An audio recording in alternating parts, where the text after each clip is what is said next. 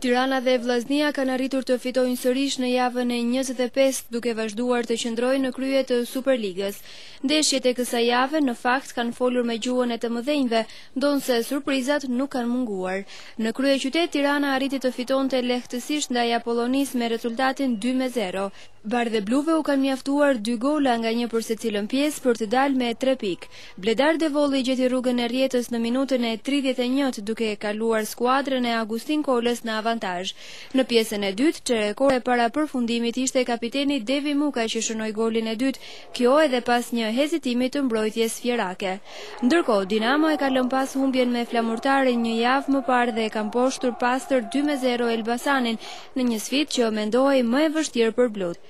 Ndeshja është zgjidhur nga 2 gola mjaft të bukur. Në minutën e 22 Elis Bakaj realizoi në mënyrë të shkëlqyer në sytë e trajnerit Arihan me një gjuajtje të fuqishme.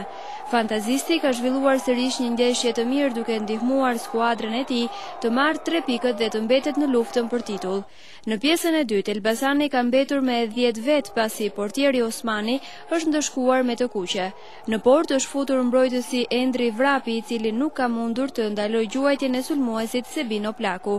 Ndërkohë në takimet e tjera Vllaznia arriti të fitonte 3-1 ndaj Flamurtarit, duke qëndruar në krye së bashku me Tiranën, ndërsa në zonën e Ftëlushnja mundi 1-0 Bylisin. Një fitore të madhe arriti edhe Partizani që mundi 1-0 Shkumbinin në Peqin. Takimi i zhvilluar në kavaj mes Besës dhe Teutës përfundoi me fitoren 2-0 të ekipit vendas.